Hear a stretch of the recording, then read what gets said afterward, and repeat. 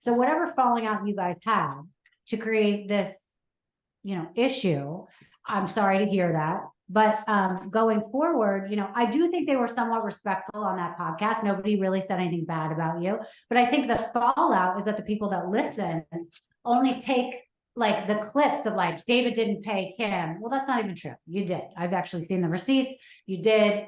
And so, I think that's I think it should be water under the bridge. But I think that what's happening is that you guys live in such a toxic environment of talking about the Real Housewives, and all of that happens on the show is so toxic. And then it spills over into this podcasting business with you guys fighting. And there's a place for everyone, right? There is a place for everyone. If Kim wants to have her podcast, that's awesome. Good for her. Let's see if she can do it and subscribe. That's great. But you are saying something so true. You've had a podcast. You have it 6 days a week without her. And your show will go on, and people are on your show to listen to you. If they want to hear Kim, go to Kim's Patreon, but there's a place for everybody.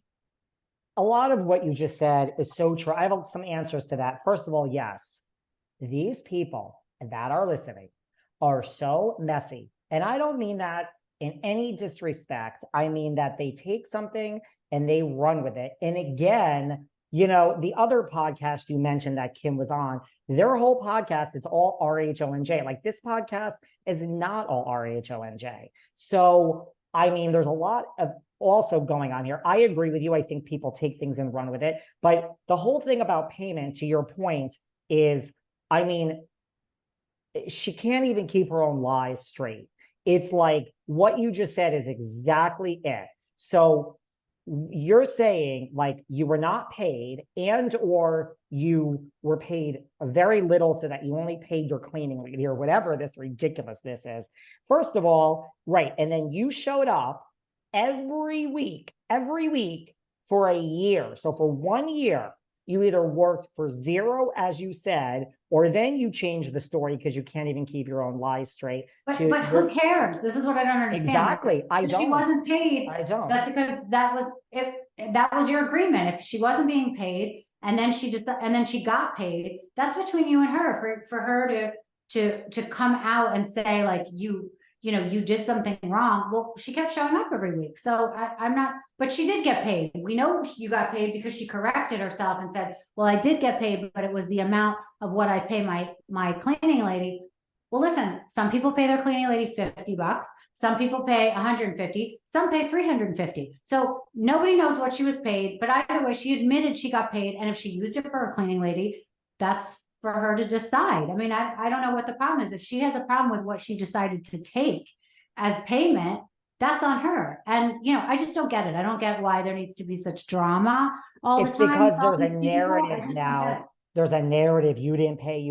You can say that all. I mean, even right, whatever that's my point. Like, so that's why I was like, I don't even want to address it, because why for 1 year was there somebody from my staff in your house with a gun to your head? Why did you show up every day, week after week after week for a year, 2 years, whatever it was, if you didn't want to be here? Right. So that's, but I think it was good experience for her. It was great experience. She had never done anything like that. By the way, Rachel, a lot of people in the comments are starting to say, thank God she's gone. She interrupted you all the time. A lot of people are starting to say, I don't understand. She should have paid you. Tons of comments. You don't believe me? Go to YouTube. She should have paid you. They say she was irrelevant before this. There was no platform. You gave her a platform and she should have paid you for that. I'm not even saying that. I'm saying the people are. So it's all fake news of like, there was a lot of drama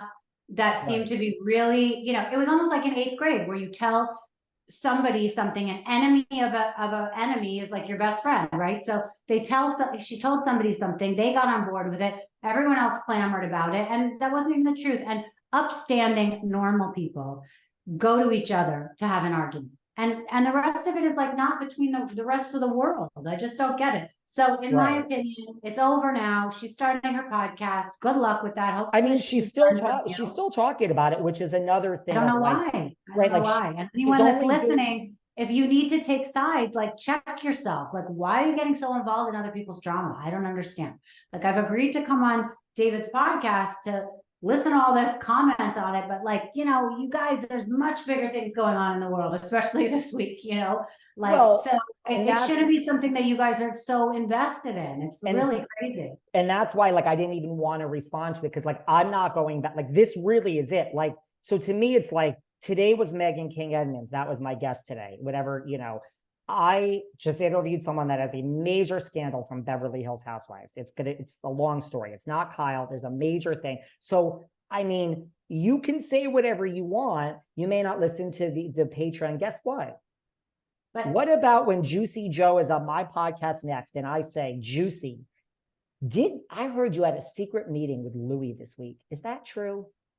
Hey everyone, thanks for tuning in to part 1. Part 2 this Saturday only on Patreon. great. That's going to happen. So Okay. these people that are staying on the Patreon, guess what? You want things changed up, everybody? We're going to change.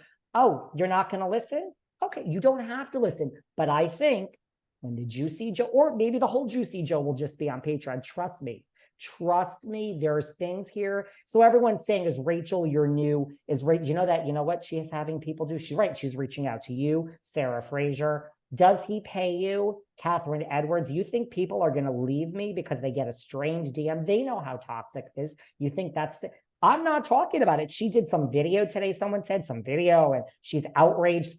I'm sorry. I'm not talking about it. She keeps talking about it because she doesn't have anything else. Well, And I think she's trying to start a Patreon, and so she's trying to get people involved in drama. But you know, I will say, David, that I think the biggest deal here is the fact that you guys were friends, and now she's going on all these podcasts or making statements that are hurtful. I mean, and in reality, I think that's the only thing that is relevant here, is that here you have a person that you thought was a friend of yours who's now going on and using whatever grievances she has with you to get attention from other people and have people side again on her side and against you. And that, to me, I can understand is very hurtful and something that, you know, you might have a feeling about, but the rest of it is all bullshit. I mean, I know what she was paid. She admitted she was paid. Maybe she's saying she wasn't paid. That wasn't enough, but that's on her.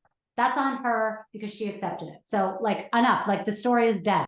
And, you know, if people want to listen to her talk about that and squawk about it, it's like, what are we listening to? It's the same shit. Who cares? You guys had an agreement. You fulfilled the agreement and she showed up every week. She didn't want to do it. She didn't have to do it. But now, because of you, she gets a platform.